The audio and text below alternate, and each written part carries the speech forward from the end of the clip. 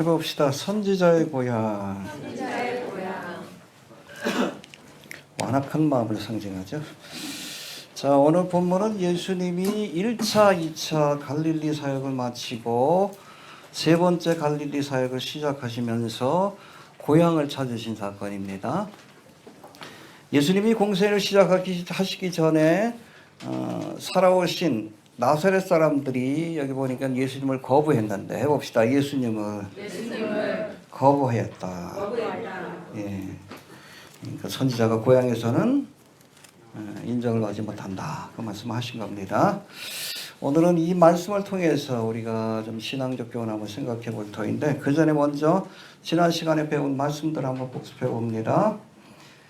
예수님이 병든 야이로의 딸이 아니라 죽은 야이로의 딸을 살리시기 위해서 더 큰 은혜를 베푸시기 위해서 일부러 지체하셨습니다. 알겠습니까? 예. 때로 하나님께서 더 큰 은혜를 주시기 위해서 지체하실 때가 있어요. 제가 마지막 때에 대한 어제 또 시리아 또 폭격해가지고 이제 이란으로 가는 길이 열렸다 했더니 언제 주님 오시냐고 자꾸 댓글 다는 사람이 있어. 예. 좀 삶이 힘들어서 그런지 빨리 왔으면 좋겠죠, 우리 입장에서. 그러나 아직 구원받아야 될 영혼이 있기 때문에 하나님이 지체하시는 겁니다. 주님의 마음을 아셔야 돼요. 나는 빨리 가고 싶지만 이 고통스러운 삶을 끝내고 싶지만 어찌 보면 내가 그 고난을 받는 시간이 있기 때문에 예수님이 늦추시기 때문에 하나님 늦추시기 때문에 하나님이 더 많은 영혼들에게 구원받을 기회를 주신다. 우리가 그런 마음을 가져야 합니다. 그게 그리스도인이에요. 이해가 되십니까? 네. 나 개인적으로는 빨리 가고 싶지만 사도 바울도 그랬잖아. 나 빨리 죽고 싶다. 그러나 내가 사는 것이 너희에게 유익하다. 살리실지 죽이실지 모른다. 하나님의 뜻이 이루어질 것이다. 우리가 그런 믿음의 자세를 가져야 합니다. 여튼 더 큰 은혜를 주시려고, 그렇죠? 병든 자를 살리는 은혜가 아니라 죽은 자를 살리는 기적을 보여주시려고 응답을 늦추셨다. 할렐루야. 그것도 은혜입니다. 알겠습니까? 예. 딸의 죽음 앞에 두려워하는 야이로에게 예수님은 두려워 말고 믿기만 하라. 여러분 믿음이 없으니까 두려운 거예요. 또 믿기만 하라. 그 헬라어 원문을 보면 현재 진행형으로 돼 있어요. 네가 가졌던 믿음을 지속해라. 그래서 딸의 병을 살릴 줄 믿었다면 죽은 딸도 살릴 줄로 믿어야 한다. 할렐루야. 여러분 역경이 온다고 그 약해지는 믿음은 가짜예요. 역경이 오고 환난이 와도 더 굳세어지는 믿음, 변치 않는 믿음을 보여야 합니다. 두려워 말고, 그렇죠. 믿음을 계속 견고히 가져라. 할렐루야. 이 탄핵 사태 때문에 열흘 만에 어느 정도 마무리 지어진 것 같은데, 성공했으면 제가 아마 방첩사에 끌려가서 고문받고 있을 거예요. 자기 부하로 20년 넘게 일한 한동훈도 죽이려고 했으니까 아주 무도한 인간이죠. 여튼 하나님이 지켜주신 것 같아. 하나님이 지켜주신 것 같아요. 미국도 그거 다 CIA에서 다 이렇게 도청해가지고 알잖아. 한동훈이 죽이라고 했고, 미군도 죽여가지고 그냥 국지전을 유발하고, 그런 얘기한 거 다 들었던 것 같아. 열받으니까. 언론에 인터뷰하면서 그 내용을 이렇게 적어한 겁니다. 알면 알수록 끔찍해요. 여러분, 나이 드신 분들은 겪어봤잖아요. 그렇죠? 저도 고등학교 1학년 때인가요? 5.18이 있었는데, 그 이후로 대학교 가서 깜짝 놀랐어. 그렇게 많은 사람들이 죽은 줄 몰랐어요. 그때 언론 통제가 되니까. 그 안이 지옥이었지. 밖에서 무슨 일이 일어났는지도 모르고. 근데 그거를 여러분 우리나라 전체에다가 다 계엄령을 때려가지고 사람을 죽이려고 한 거예요. 종북좌파라고 해서. 자기 반대하는 사람은 다 종북좌파예요. 그게 우리 대한민국의 90%예요. 그럼 계엄령을 통해서 입법권, 국회를 해산해가지고 입법권을 갖고 사법권을 갖고 그다음에 행정권을 가지면 이게 독재예요. 성공했으면 북한과 같은 사회가 됩니다. 그거 아셔야 돼. 빨갱이 나라 되는 거예요. 북한과 같은 사회가 되는 거예요. 북한. 일대 대통령은 윤석열. 죽으면 누가? 김건희가. 여왕 폐하 만세 이걸 보냈어. 그 앞에 절하면서. 성공했으면. 그럼에도 아직까지 이 계엄을 지지하는 쓰레기 같은 것들이 있어요. 기독교인들 가운데. 정신 똑바로 차려야 돼. 정신 똑바로 차려야 돼. 우리가 어떤 일을 겪을 뻔했는지 알아야 됩니다. 알수록 살이 떨려, 손이 떨리고, 야, 이거 성공했으면 내가 끌려갔겠구나. 처음에는 국회의원들 끌고 가고, 그 다음에 언론인들 끌고 가고, 그 다음에 유튜브 끌고 가고, 자기 비판하는 사람들 다 끌고 가서 죽이려고 한 거예요. 아니, 병신 만들었겠지. 예전에 뭐 안기부 한번 끌려가면 여러분 사흘 밤낮을 두들겨 패요. 일단 패고 시작하는 거예요. 맞다가 죽으면 할 수 없는 거고. 이런 세상이 펼쳐질 뻔했어. 알면 알수록 참이 하나. 야, 참 하나님 살려주셨구나. 미국이 도청했으니까 다행이지. 그렇지. 미국 계속 경고를 보냈지. 도청했다는 얘기는 못하고. 여러분 그거 아십니까? 미국이 그 러시아에다가 미국 대사관을 세우는데 그걸 건축하는 한 30년이 걸렸어요. 왜 그런지 아세요? 도청을 막기요. 도청한다고 보고. 건물 짓는데 미국 대사관. 그 용산 뭐 곧바로 갔으니까 다 뚫린 거예요. 하나님의 은혜로. 그러니까 막을 수 있었지. 미국에서도. 제2차 개혁이었으면 아마 미군이 투입됐을 것이다. 개헌군하고 싸웠을 것 같아요. 그런 일이 벌어질 뻔했습니다. 여러분. 어찌됐든 하나님이 보호하사 이번에 좀 겪으면서 하나님이 그래도 이 나라를 불쌍히 여기셨구나. 정신 못 차리는 기독교, 뭐 소위 이런 가론 유다의 후예들이 있었지만 하나님이 이 나라를 불쌍히 여겨주셨구나. 감사하게 돼요. 아마 저 계엄을 겪어보신 분들 아실 거예요. 박정희, 전두환, 군사정권 계엄 하에 어떤 일이 벌어지는지 아셨을 거예요. 계속 기도합시다. 계속 기도합시다. 누가 되든 상관없어요. 그 다음 뭐 여당이 저거 되든 한동훈이 되든 상관없고 뭐 누가 되든 미친 사람만 아니면 돼. 이해가 되셔요? 네. 그게 중요한 거예요. 그 여당도 사는 길이야. 무슨 얘기하다고 그랬지?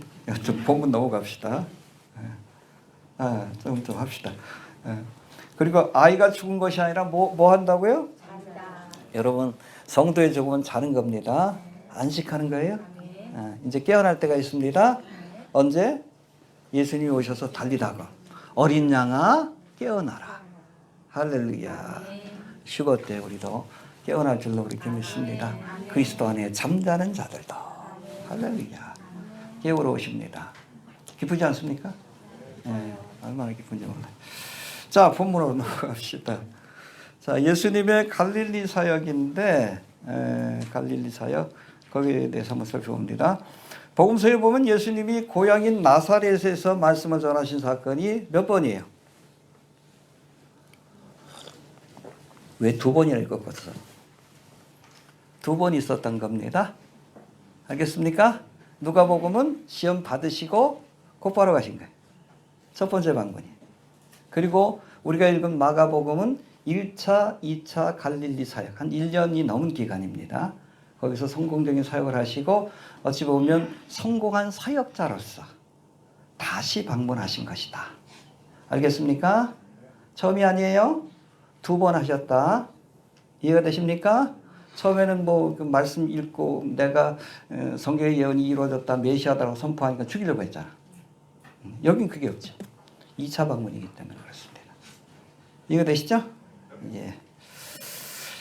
자, 구체적으로 예수님이 공생 기간 동안에 가장 정성을 들였던, 많은 시간과 정성을 들였던 이 갈릴리 1차, 2차, 3차, 4차에 걸쳐서 갈릴리 사역을 하시고 유대 지역으로 가서 그쪽에서도 복음을 전하시고 예루살렘으로 가셔서 십자가를 지신 거예요. 3년의 공생이라 그렇다. 2년 이상을 갈릴리 지역에서 복음을 전하셨다. 그렇게 보시면 됩니다. 구체적으로 예수님이 공생 기간 동안에 가장 정성을 들인 이 갈릴리 사역은 3차, 학자마다 좀 다릅니다. 혹은 4차 갈릴리 사역을 구분할 수 있는데 마가복음을 기준으로 한번 살펴봅니다. 마가복음 1장 14절부터 3장 12절까지가 갈릴리 1차 사역으로 구분됩니다. 그리고 예수님이 12제자를 택하시는 3장 13절부터 회당장 야이로의 딸을 살린, 지난 시간에 우리가 공부했죠. 5장까지의 말씀이 갈릴리 2차 사역으로 이렇게 구분합니다. 그리고 예수님이 고향인 나사렛을 두 번째 방문하시고, 두 번째로 그랬죠.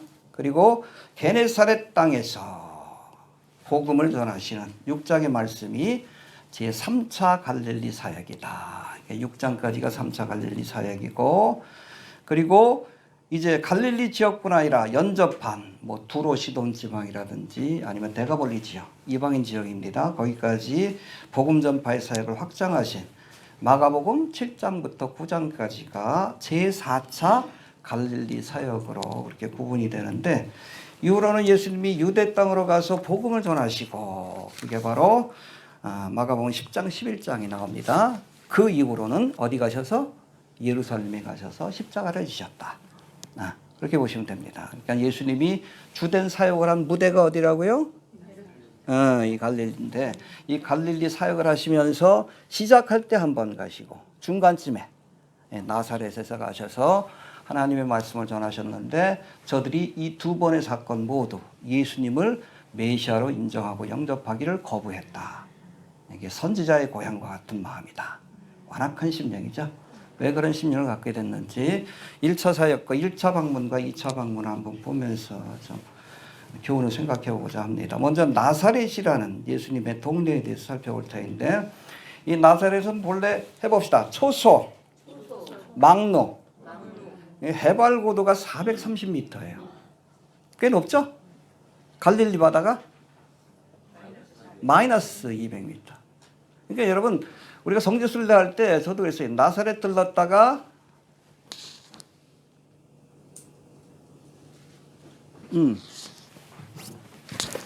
여기 나사렛 있죠? 나사렛 들렀다가 가나, 가깝죠? 가나 혼인잔치 있었던 거. 여기도 그냥 산지입니다. 여긴 산지라고 보시면 돼요. 여기 갔다가 디베리아로 갔는데 계속 내려가요. 계속 600m 차이가 있으니까. 그렇게 보시면 됩니다. 나사렛 430m 산지에 있는 도시입니다. 마을이다라고 이렇게 이해하시면 되는데, 430m에 위치한 고원지대 잠깐 한번 보여줄게요. 쫙 펼쳐지죠. 쫙 펼쳐지죠. 그래서 이쪽으로 보면 무기또가 보이고, 여기는 변화산이라고 하는 다볼산이 보이고, 이스라엘 평지가 쫙 펼쳐지는 그런 것이다. 산지의 도시가 아니에요. 마을입니다. 마을로 보시면 됩니다. 자, 예수님의 모친 마리아가 여기 태생입니다. 요셉도 여기 태생으로 이렇게 알려지고 있어요. 이곳에서 그리스도의 수태고지, 그렇죠? 천사로부터 아들을 낳으리니 이름을 예수라 하라. 가브리엘 천사 그랬죠? 바로 수태고지를 받은 곳이에요. 그 수태고지를 받은 곳이 어디요? 자기 집이요. 거기에 교회가 세워져 있어요. 수태고지 교회라고. 나중에 성지순례 가시면 그것이 그것인데, 그것은 마리아의 집이다. 나사렛에서 태어나고 자란 사람이 바로 누구? 마리아하고 요셉이었다. 그렇게 보시면 됩니다. 알겠습니까?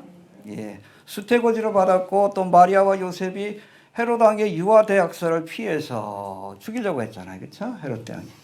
애굽으로 피난 가기 전에 이 마을에서 잠시 살았고, 또 헤롯 왕이 죽었다는 소식을 듣고 애굽으로 돌아온 이후에 줄곧 이곳 나사렛에서 그렇게 거주했다. 예수님이 이곳에서 자라셨다. 그렇게 보면 됩니다. 여러분 예수님이 어디서 태어나셨어요? 왜 베들레헴에서 태어났어요? 왜 거기서 태어나야 돼? 다윗의 고향이야. 다윗의 후손이기 때문에. 성경의 예언을 성취하시기 위해서. 알겠습니까? 예. 성취하시기 위해서 거기서 태어났지만 실제로 자란 고향과 같은 곳은 나사렛이다. 부모들이 뭐 친척들이 살아가는 것 그리고 자기가 자란 곳이 바로 나사렛이다. 실질적인 예수님의 고향이다. 베들레헴에서 태어나긴 했지만 거기 그냥 잠깐 들른 거고 호적하기 위해서 또 하나님이 경륜하신 거죠. 그렇게 보시면 됩니다. 자, 그럼에도 오늘 본문에 보는 것처럼 나사렛 사람들이 예수님을 영접합니까? 거부했어. 참 희한하지. 저도 목회자지만 그 목회자들이 가족들 전도하는 게 그렇게 힘들어요. 어릴 때부터 봐서 그래. 뭐 이따 갑시다. 여하튼 아무튼 고향에서는 그렇게 메시아로서 이렇게 인정을 받지 못했다. 거기에 관한 말씀이 오늘 본문에 나옵니다. 예수님 당시에 이 나사렛은 200에서 300명. 굉장히 작죠, 마을이. 많아도 500명. 지금이야 뭐 그거 좀 커요. 왜냐하면 그 관광객들이 많이 오니까 건물도 있고. 근데 옛날에는 산골 동네야. 누구도 알지 못하는. 200명, 300명이 살아가는 시족 공동체입니다. 다 친척들이요. 누구네 집에 뭐 숟가락이 몇 개, 머리는 다 알아. 예수님이 뭐 아장아장할 때부터 본 사람이에요. 시족 공동체 같은 말이 할 수 있는데 요한복음 1장을 보면 빌립이 나다나엘을 전도할 때 예수님을 뭐라고 소개합니까? 나사렛 예수시니라. 그러니까 뭐라 그래요? 나사렛에서 무슨 선한 것이 나겠느냐. 천대받던 도시입니다. 알겠습니까? 예. 또 특별히 보면 이 나사렛 그 근처에 세포리스라고 로마의 큰 도시가 세워졌댔어요. 예수님이 어린 시절에 아마 그 요셉하고 가서 거기 일을 했을 것이다 이렇게 보는 사람들이 많은데 굉장히 큰 도시입니다. 그러다 보니까 이방인들하고 접촉하다 보니까 유대인들의 입장에서는 여긴 이방 도시다 라고 할 만큼 굉장히 천대받는 도시였다. 그렇게 이해하시면 됩니다. 알겠습니까? 예. 이처럼 천대받던 마을이지만 예수님이 십자가를 지시고 부활하시고 승천하신 이후에는 여러분 복음서와 사도행전에서 예수님을 소개할 때 뭐라고? 나사렛 예수의 이름으로 일어나거라. 할렐루야. 영광스러운 이름이 되었어요. 할렐루야. 천대받던 도시지만 예수님이 태어났다는 그 사실 때문에. 자, 마태복음 2장 23절에 보면 아주 재미난 말씀이 나오는데 한번 봅시다. 마태복음 2장 23절 읽어봅시다.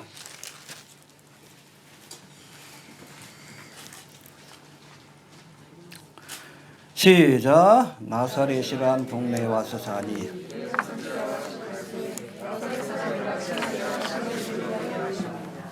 이 말씀이 어디 나오죠?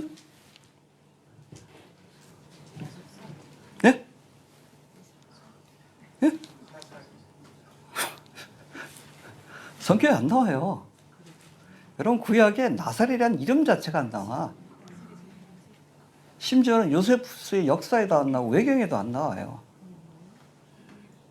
근데 왜 이런 말씀을 했을까? 선지자로 하신 말씀에 이건 여러분 성경에 있는 내용이 아니에요. 선지서에 있는 내용이 아니라 전승입니다. 선지자들의 전승을 기록한 거예요. 알겠습니까? 성경 어디에도 없어요? 천대받는 그런 마을이기 때문에 적어도 여러분 유대 지역에서는 이스라엘 지역에서는 나사렛에서 거기 어디야? 할 정도로 그런 동네였다라고 이해하시면 됩니다. 여러분 뭐 여담이지만 성경에 보면은 구약 성경에 없는 내용인데 그것을 인용한 말씀들이 있어요. 유다서에 특별히 그게 있습니다. 유다서 1장 6절에 보면은 자기 지위를 지키지 아니하고 자기 처소를 떠난 천사들을 흑암에 가두셨다. 노아의 홍수 사건 이전에 타락 천사들을 하나님이 어디에? 무적행에 가두셨다. 그 사건을 이야기하는데 이게 여러분 성경에 안 나와. 어디에 나와? 외경에 나옵니다. 외경에 나와요. 위경은 아니니까. 성문석이라니까. 거기 있는 내용을 거기다 기록한 거예요. 유다서에. 마찬가지예요. 이것도 이 말씀도 여러분 성경에는 안 나오지만 선지자의 전승에 의해서 이런 이야기들이 그렇게 구전된 것으로 그렇게 보고 있습니다. 알겠습니까? 구약에는 안 나와요. 요세푸스의 역사서에도 안 나오고 외경에도 안 나옵니다. 신약에만 나옵니다. 그만큼 존재감이 없는 도시고 또 천대받는 도시였는데 예수님으로 인해서 영광스러운 도시로 바뀌어지게 된 겁니다. 할렐루야. 자, 나사렛은 이방 땅과 가까운 갈릴리 지역의 아주 작은 마을이라는 점에서 특별히 유대인들은 이 나사렛을 이방 땅으로 여기고, 그렇죠? 세포리스라고 하는 이방 도시, 큰 도시, 로마 도시. 거기 원형 경기장이 아니죠. 그 극장이 한 4천, 5천석이 돼요. 곱하기 3 하면 거기 살았던 사람 숫자가 나온다고 합니다. 굉장히 큰 로마의 도시가, 이스라엘에서 굉장히 큰 로마 도시, 가이사라 빌립보 다음 가는 로마의 도시가 세워졌던 곳이다라고 보시면 됩니다. 그러니까 가까우니까 적어도 유대인들은 이 나사렛 사람은 이방인 취급을 했었다. 그렇게 보시면 됩니다. 또 나사렛 사람을 경멸과 조롱의 대상으로 보았는데 예수님은 이런 나사렛에서도 심지어 이곳에서도 배척을 받으셨다. 알겠습니까? 경멸의 대상인 나사렛에조차도 예수님이 배척을 당하셨다. 그걸 이렇게 보여준 겁니다. 자, 이젠 우리 누가복음 4장의 말씀을 통해서 예수님이 1차 나사렛 방문한 사건 중에 일어났던 중요한 것들 한번 잠깐 한번 봅시다. 우리 4장 16절부터 95페이지 나오죠.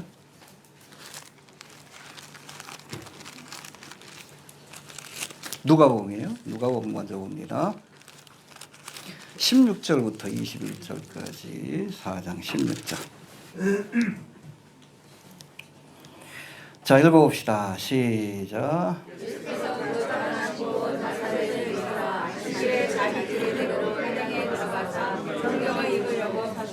선지자 이사야의 글을 들이거늘 책을 펴서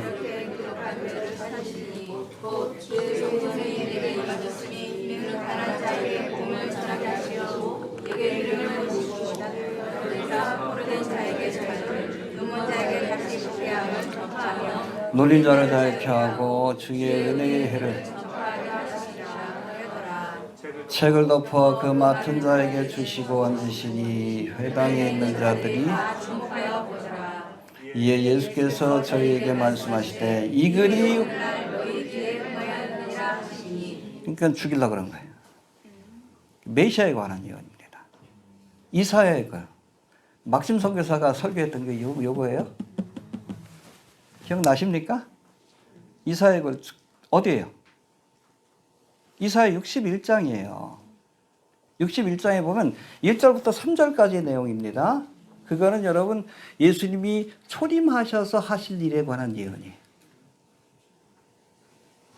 거기에 관한 예언의 말씀을 읽고 그리고 여러분 그 이후로 4절부터 9절까지는 재림하실 때 하실 일에 관한 예언의 말씀입니다. 그러니까 초림하실 때 하실 예언의 말씀을 딱 읽으시고 덮으신 거예요. 왜? 나머지는 재림할 때 하실 일이. 알겠습니까? 예. 초림의 사건 때에서 엉돌린 자를 구원하시고 아무튼 여러분 초림의 주님은 구원하시기 위해 오셨다. 그래서 내가 구세주로 은혜의 해를 선포하고 엉돌린 자를 포로된 자를 자유케 하고 그런 일을 하기 위해서 오셨다. 여하튼 메시아 되심을 선포하신 겁니다. 할렐루야. 됐습니까? 자, 그러면 4절부터 9절까지가 재림에 관한 예언의 말씀이라고 했는데 한번 좀 찾아봅시다. 구약 성경 이사야 61장 4절 1042페이지. 페이지는 거의 맞아요.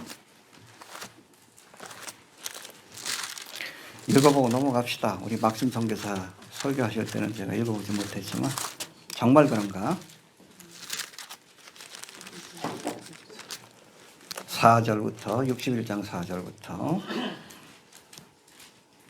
1절부터 3절까지 예수님이 읽으신 겁니다. 읽으시고 딱 덮으셨어요. 왜? 4절부터는 재림에 관한 예언이기 때문에.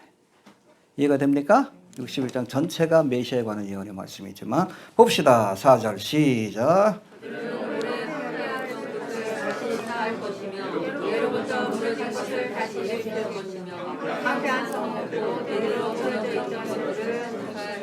예, 이 뭐예요?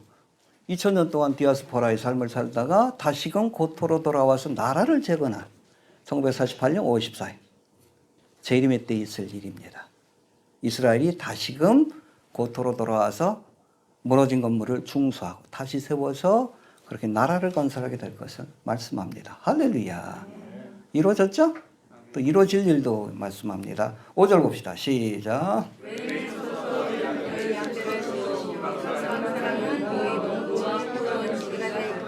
예, 이방인들이 너희를 위해서 일할 것이다. 왜요? 6절 봅시다. 시작.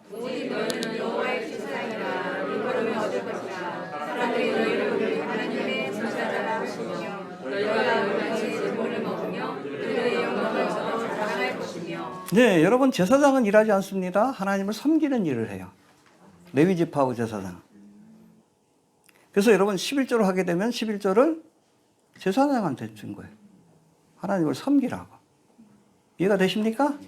바로 그거예요. 이스라엘이 제사장 나라가 된다. 언제?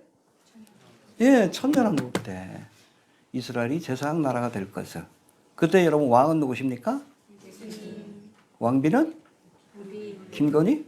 아니요. 우리입니다. 할렐루야. 믿습니까? 예, 우리는 왕후의 권세를 갖는 거예요. 예. 이스라엘은 제사장의 권세. 그것보다 우리께 낫지. 김건희가 세잖아. 그렇잖아. 김건희를 위해서 계엄까지 내리는데. 지 죽을 줄 모르고. 여러분 왕후의 권세가 큰 거예요. 믿습니까? 바로 그걸 말씀해 준 거예요. 우리 7절부터 9절까지 잠깐 한번 다시 봅시다. 시작. 너희가 수치 대신에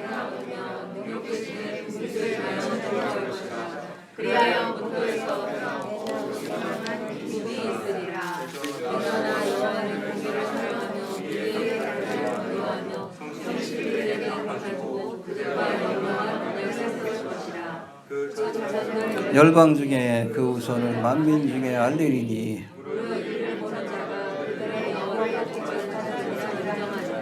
천년왕국 때 지금이야 뭐 만방들이 이스라엘 미워하잖아. 안티세미티즘이 전 세계에 터져서. 그러나 예수님이 재림하시면 그러니까 여러분 3절까지는 초림하실 때 하실래. 구세주로 오신 겁니다. 또 재림하실 때는 세상을 심판하시고 이 땅에 하나님의 나라를 세우기 위해서 오시는 겁니다. 믿습니까? 바로 그거를 예언한 말씀이기 때문에 3절까지만 읽으시고 덮으신 거예요. 이해가 되시죠? 예. 그 다음에 누가복음 또 봅시다. 28절부터 30절까지 28절부터 왔다 갔다 합니다. 잘 좀 찾으셔요. 28절부터 30절 시작.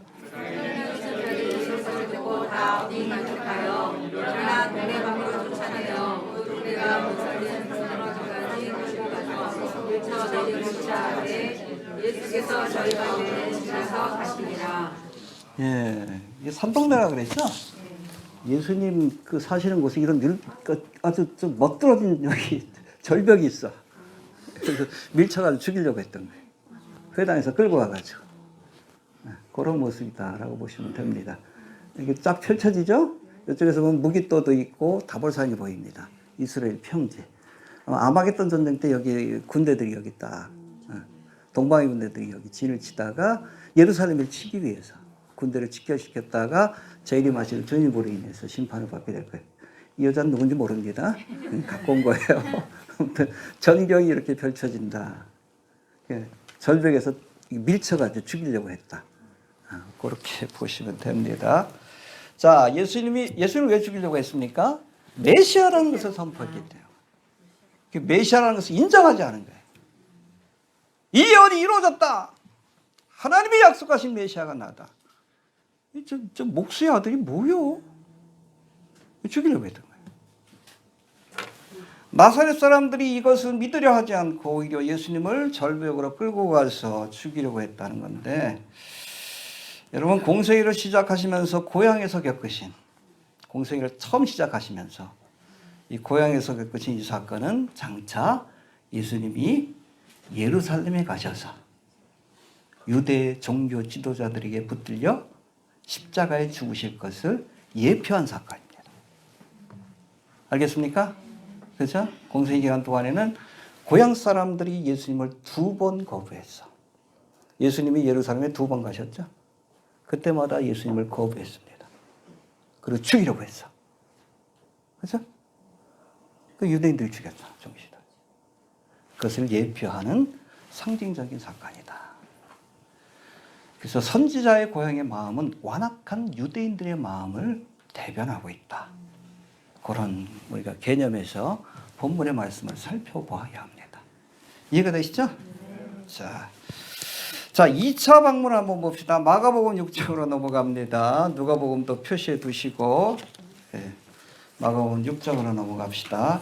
이건 2차 방문이에요. 그러니까 1차 방문이 있고 나서 한 1년 반 정도의 시간이 흐른 겁니다. 그동안 갈릴리 전역, 가버나움을 중심으로 해서 복음을 전함으로 이미 유명한 사역자가 됐어. 유명한 사역자로서 금이 환영한 겁니다. 그러니까 죽이려고 못한 거예요. 그러나 거절했어요. 처음 때처럼 그렇게 예수님을 죽이려고는 못했지만 그래도 예수님을 거부하는 모습을 보여주고 있는 그 모습인데 왜 그랬는지 한번 살펴봅시다. 1절 봅시다. 1절 시작. 예, 가버나움을 중심으로 1차, 2차 사역을 끝내시고 거기를 떠나서 가버나움에서 이제 다시금 나사렛으로 가셔서 그렇게 3차 갈릴리 사역을 준비하셨다. 근데 이때도 역시 처음 방문했을 때처럼 예수님을 거부하는 모습을 우리가 볼 수 있다는 겁니다. 자, 2절 넘어갑시다. 2절 시작. 안식일이 되어 회당에서 가르치시니 많은 사람이 듣고 놀라가는데 이 사람이 어디서 이런 것을 얻었느냐. 이 사람이 받은 지혜와 그 소문을 나머지는 이런 분이 어찌되느냐. 예, 처음 방문했을 때는 성경만 읽었는데 죽이려고 했어. 근데 이때는 좀 말씀을 경청했어요. 달라졌죠? 분위기가 좀 조금 달라진 거 우리가 알 수 있죠? 그리고 그 손으로 이루어진 권능, 아마 뭐 병든 자를 고치는 그런 권능을 많이 행하지는 않았지만 제한되지만 보여주신 것 같아요. 놀라워했다고 했는데 문제는 이렇게 여러분 나사렛 사람들이 예수님이 전하는 말씀을 귀로 듣고 눈으로 그 표적을 보면서도 예수님을 믿지 않으려고 했다는 겁니다. 알겠습니까? 여러분 마음이 완악한 사람은 아무리 복음의 말씀을 들려주고 하나님의 말씀을 들려주고 눈앞에서 표적을 보여줘도 믿지 않습니다. 알겠습니까? 아무리 좋은 씨앗을 뿌려도 길가밭에 뿌리면 뿌리를 내릴 수가 없는 거예요. 완악한 마음을 기경해야 합니다. 선지자의 고향과 같은 마음을 갈아엎어야 돼. 그렇지 않으면 아무리 귀한 말씀을 줘도 눈앞에서 여러분 하늘에서 불이 내리는 기적을 보여줘도 믿지 않아요. 선지자의 고향의 마음이 그런 겁니다. 이해되시죠? 너희가 듣기는 들어도 깨닫지 못할 것이요 보기는 보아도 알지 못하리라. 그러나 너희 눈은 봄으로 너희의 귀는 여러분 볼 수 있는 귀, 눈. 그렇죠? 우리가 시대의 징조를 하나님이 보여준 것이잖아요. 이제 블로그에서 그거 자꾸 보여주잖아요. 자꾸. 응? 신문기사 스크랩 해가지고. 봐라. 2600년 전에 예언하신 말씀이 지금 성취가 되고 있지 않느냐. 하나님 살아계심을 보여줘도 그래도 믿지 않아. 왜? 마음이 완악해서. 선지자의 고향과 같은 그런 완악한 마음이기 때문에 그래. 아무리 들려줘도 회개하라 천국이 가까웠다. 주님 오실 날이 가까웠다. 아무리 외쳐도 안 들어. 빨갱이 소리 그러면 이제 눈이 빨개지는데 성경 말씀은 안 들어.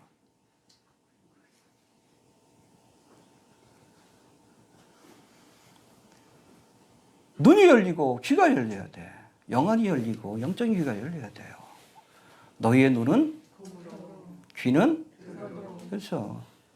그러는 선지자의 고향의 마음과 같은 그 완악한 마음을 갈아엎어야 합니다. 이해가 되시죠? 자, 3절 봅시다. 3절 시작.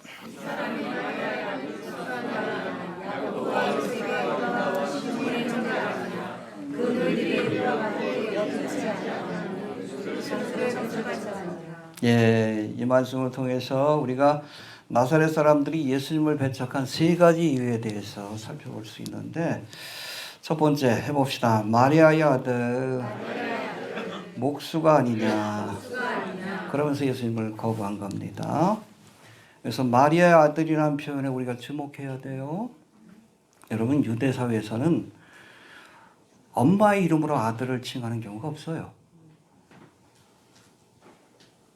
이거 예수님에 대한 모독입니다. 아버지가 죽어도 요셉의 아들이라고 해야 돼. 근데 마리아의 아들이라고 했어. 왜? 애비를 모르는 놈이다 라는 뜻입니다. 여러분, 마리아가 어디서 수태고지를 받았어? 자기 집이신 나사렛. 배가 불러왔겠죠? 동네 사람들이 수근수근 됐겠지? 그러니까 요셉이 나중에 한 거예요. 어떤 남자하고 자고 했나? 그때부터 예수님을 요셉의 아들이 아니라 마리아의 아들 나들. 부정한 행위를 통해서 태어난 아이다.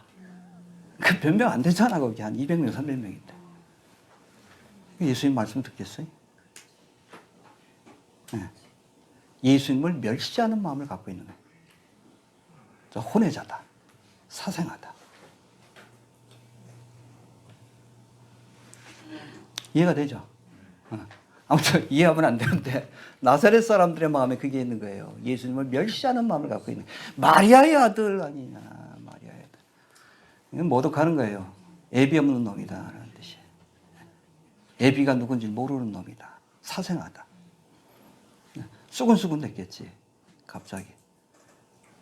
요즘은 안 그랬다 그러는데 갑자기 배가 불러오니까. 상황을 우리가 그렇게 이해하시면 됩니다. 왜 마리아의 아들이라고 했는지.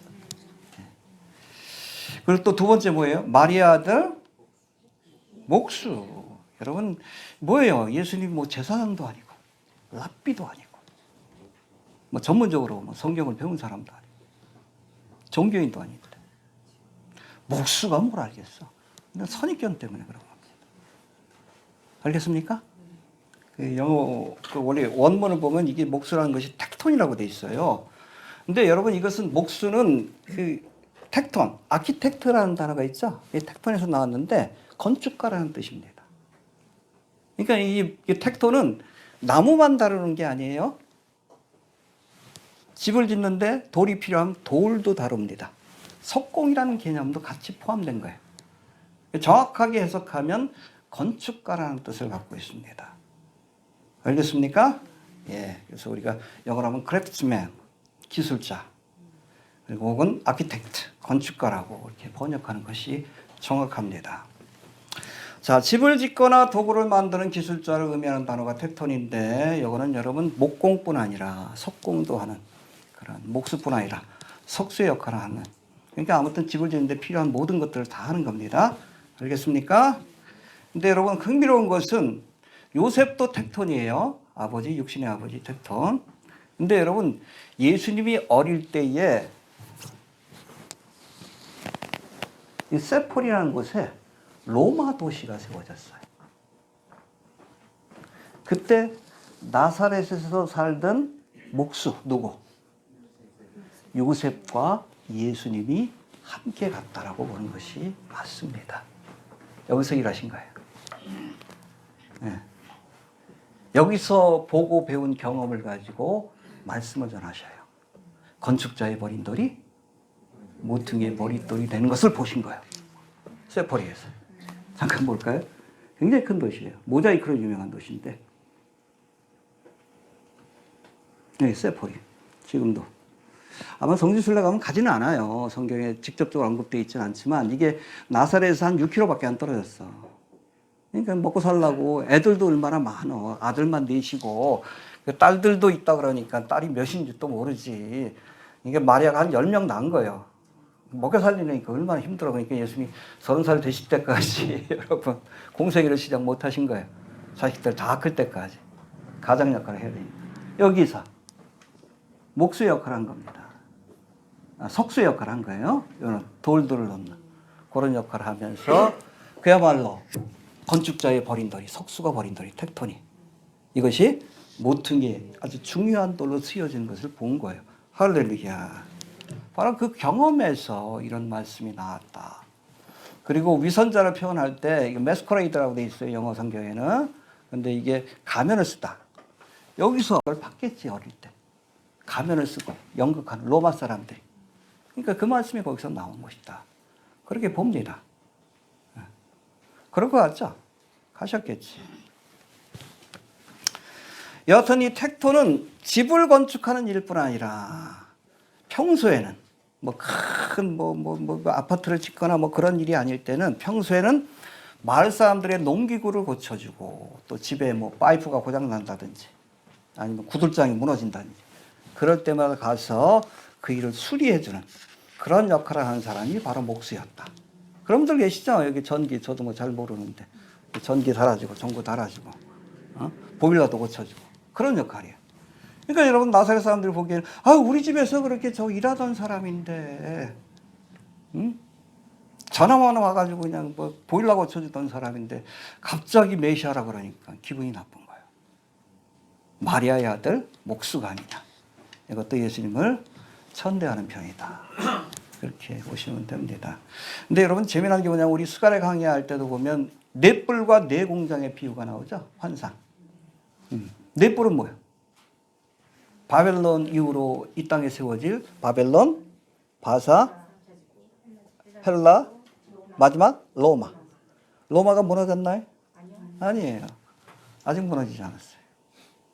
요거를 무너뜨리는 네 공장. 그게 텍톤이에요. 네 공장.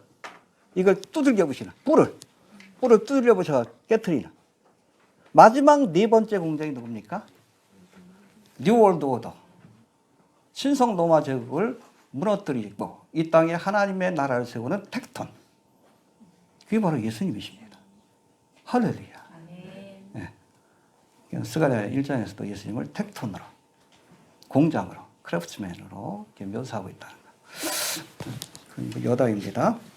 자, 마지막으로 예수님을 거부한 세 번째 이유는 해봅시다. 야고보와 요셉과 유다와 시몬의 형제가 아니냐.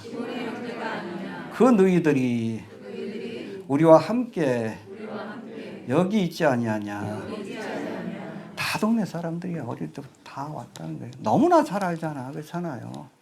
200명, 300명인데.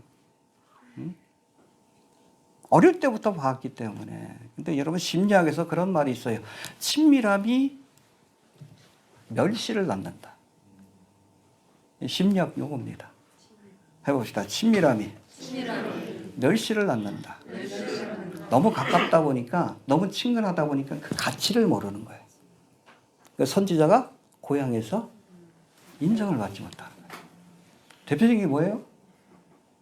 김치예요, 김치. 우리는 그냥 뭐 저거, 저 김치 쪼가리 그러지. 김치의 가치를 안 건 누구예요? 외국 사람들이 슈퍼푸드 2위 아니야. 우리는 몰라. 너무 친밀해서. 나사렛 사람도 예수님에 대해서 안다는 것 때문에 어릴 때부터 이렇게 해왔던 거, 뭐 이렇게 했던 거, 코 흘리고 뭐 저거 코 흘리셨는지 모르겠지만 여하튼 그 모습을 너무나 많이 봐왔기 때문에 예수님을 하나님 보내신 메시아로 인정할 수가 없는 거예요. 친밀함 때문에. 근데 그거 알아야 합니다. 그들이 예수님에 대해서 안 것은 여러분 피상적이고 육적인 것에 불과해요. 이해되십니까? 심지어 여러분 그 형제들도 예수님을 인정하지 않았어. 성령 충만 받기까지. 그게 여러분 마가복음 3장에 보니까 가버나움에서 말씀을 전할 때 마리아는 끌려온 것 같은데 형제들이 와가지고 좀 오라고 귀신 들렸다는 소리 듣고 붙잡아 가려고. 여러분 예수의 형제 뭐 4명이 나오는데 이 형제들이 사실은 공생기간 동안 예수님을 안 믿었어요? 안 믿었어. 나사렛 마을 사람한테 똑같은 그 태도를 견지한 거예요. 왜? 우리 형이 뭐 저거 하고 있어? 하나님의 아들, 우리 큰형인데. 사람은 좋지. 근데 그건 아닌 것 같아. 그런 거예요. 친밀함이 격려를 낳는 겁니다. 알아도 우리가 제대로 알아야 합니다. 피상적으로 육적으로만 알면 예수님의 참된 모습을 깨닫지 못하는 거예요. 그러던 형제들이 어떻게 예수님의 십자가를 보고 부활하신 모습을 보고 승천하시는 모습을 보고 또 마가다락방에서 기도할 때 그때 주의 형제들과 마리아가 있었다고 했어요. 그때 성령 충만 받고 이제 예수님이 메시아신 것을 비로소 깨닫게 된 거예요. 할렐루야. 네. 그러니까 우리가 피상적으로 알면 안 돼. 안다고 착각하면 안 돼요. 자유주의 신학자들도 뭐 성경을 안다 그러는데 그건 여러분 피상적이고 세상적인 지식에 불과해요. 예수님과 인격적인 만남이 없이 여러분 성경을 보면 세상적인 학문의 기준으로 이렇게 난도질하면 예수님 누군지 알 수가 없는 거예요. 참된 예수님을 만나야 합니다. 선입견이 오히려 예수님을 우리가 바로 깨닫는데 가장 큰 방해가 된다는 거예요. 알겠습니까? 그래서 여러분 그 주의 형제 가운데 야고보가 지은 쓴 글이 야고보서예요. 유다가 동생 유다가 쓴 글이 유다서. 알겠습니까? 네. 이 주의 형제 야고보와 주의 형제 유다입니다. 근데 야고보서하고 유다서에 보면 1장 1절에 자신을 소개할 때 여러분 내가 예수님의 형제 야고보다 아니에요. 예수 그리스도의 종이라고 표현합니다. 할렐루야. 유다서도 그래요. 내가 예수 그리스도의 종이요 야고보의 형제임. 예수님을 향해서는 주라고 불러요.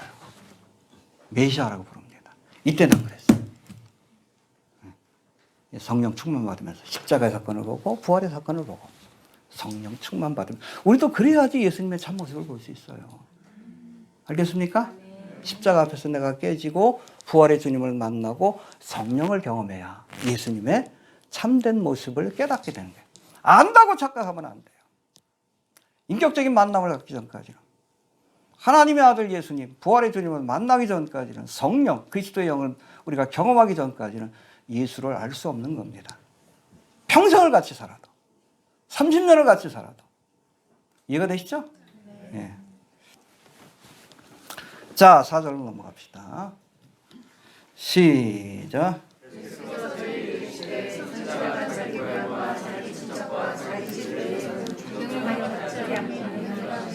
네, 너무 친밀하다는 사실 때문에, 편견 때문에, 또 피상적인 지식 때문에 선지자가 자기 고향과 자기 친척과 자기 집 외에서는 존경을 받지 않음이 없다.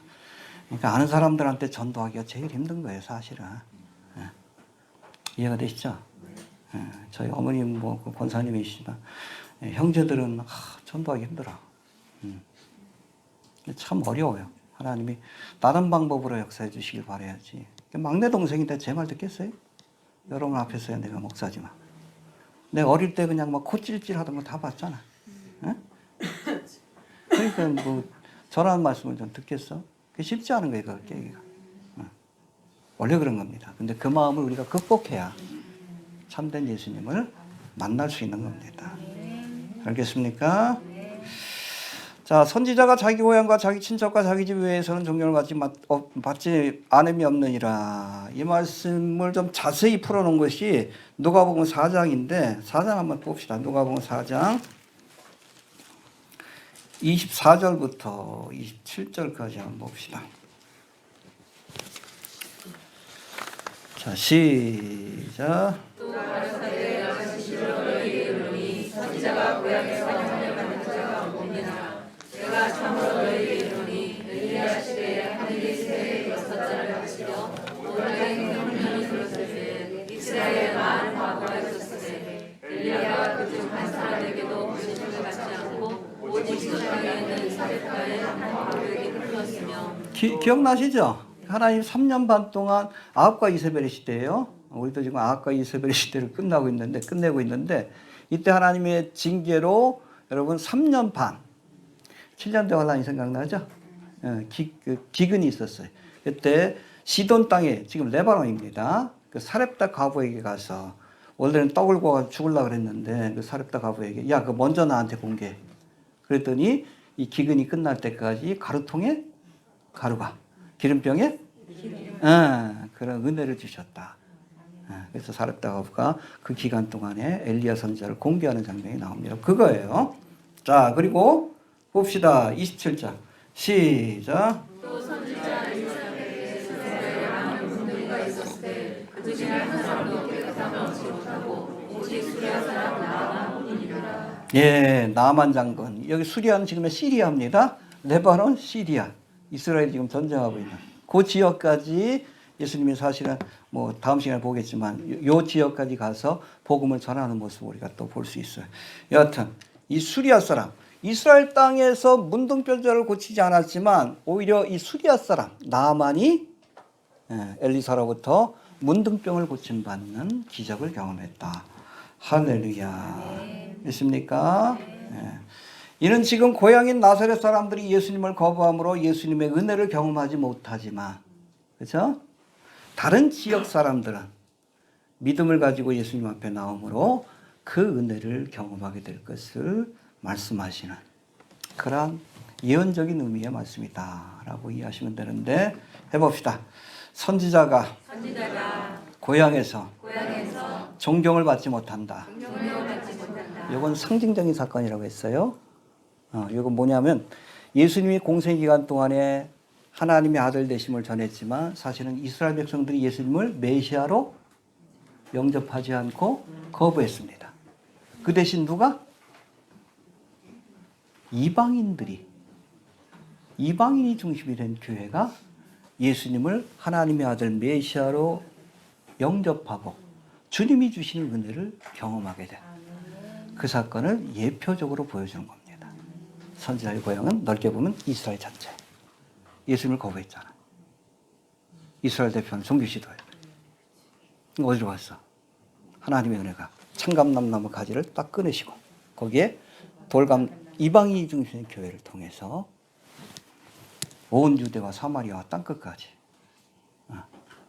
하나님의 은혜가 그렇게 전가되는 사건을 예표하고 있다라고 보시면 됩니다. 자, 그리고 마지막으로 우리 5절 봅시다. 5절 시작.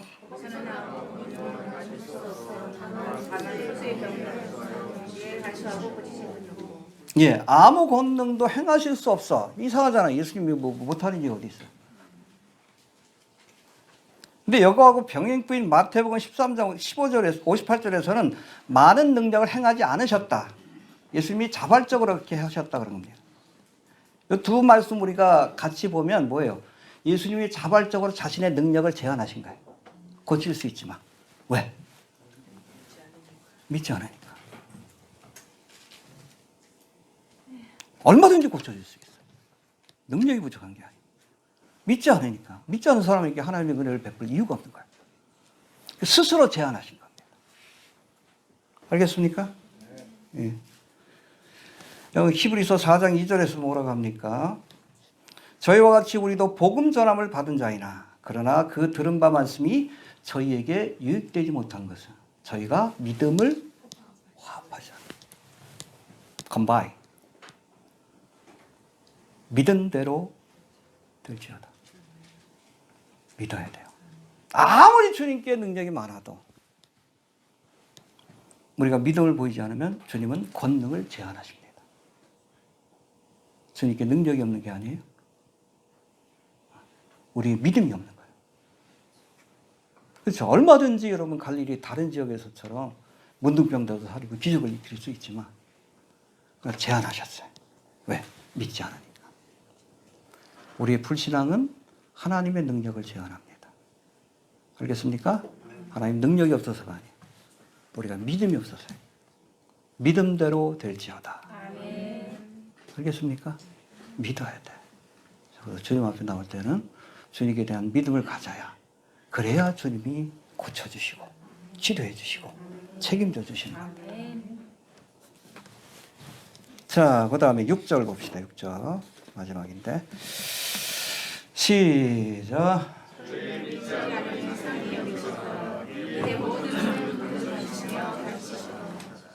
저희의 믿지 않음을 이상히 여기셨다.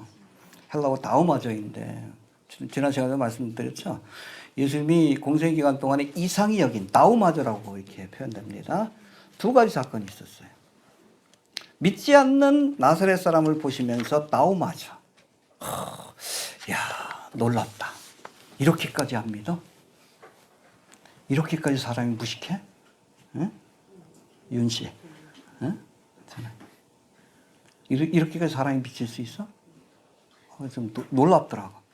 예수님 놀라신 거예요. 응. 야, 이렇게까지 안 믿어? 놀란 거예요. 두 번째 놀라신 사건 뭐예요? 가버나움에서 백부장의 믿음을 보셨대. 할렐루야. 네.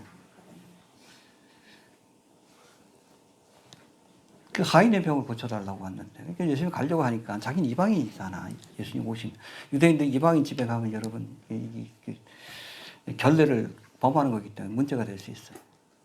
그러니까 백부장이 뭐라고 해요? 말씀만 하옵소서. 예수님 놀라셨어. 이스라엘 가운데도 이만한 믿음을 보지 못하였다. 기이 여기셨다. 나오마죠. 보세요. 남다른 믿음을 보일 때도 기이 여기십니다. 놀라셔요. 정말 믿을 수밖에 없는 상황이도 안 믿는 사람도 있어. 완악한 심령을 보실 때도 놀라워하십니다. 어떤 일로 놀랍게 해야 돼? 여러분, 우리가 주님을 놀랍게 해드려야 합니다.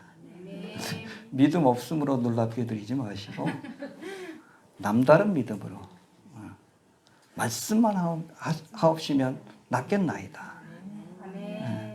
예수님을 놀랍게 해드릴 수 있는 그런 믿음을 보이시게 되길 바랍니다. 한탄하시잖아. 이스라엘 사역하시면서 믿음을 볼 수 있겠느냐 이 세대 가운데.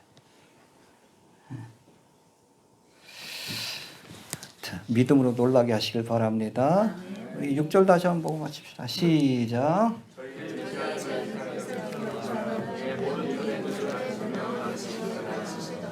예, 이의 모든 촌에, 그러니까 나사렛을 떠나셔서, 제가 늘 얘기했죠. 선교 원칙입니다. 이곳에서 핍박이 오면 저곳으로 가라. 여러분, 나사렛 사람들이 예수님 영접하지 않으니까 거기 여러분 백날 있어봤자 의미가 없는 거예요. 되는 곳에 가서 복음을 전해야 합니다. 사모하는 곳에 가서 믿음을 가지는 거예요. 아무리 고향이지만.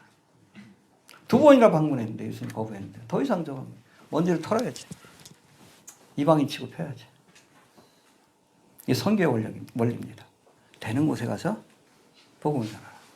지금 러시아가 문이 열렸죠? 열심히. 좀 보내야 되는데 지금 달러가 하도 올라가지고 우리 막심 선교사님도 걱정 많이 하시는 것 같아요. 대한민국. 거긴 전쟁 나 있는데. 하여튼 좀 안정되고 달러도 좀 안정되고 주가도 좀 안정되고 그래야 우리가 마음껏 또 후원할 수 있고 여러 가지가 몰아드는데 좀 무엇보다도 민생이 많이 몰아졌어요. 경제가 많이 몰아졌습니다. 자영업자들은 뭐 볼 것도 없고 중소기업에다가 뭐 대기업까지 흔들리니까 하여튼 감사해요. 이러고 2년만 더 끌었으면 대한민국은 여러분 이제 남미처럼 되는 거예요. 아르헨티나처럼. 선진국에서 이제 후진국으로 떨어지는 거예요. 감사하죠.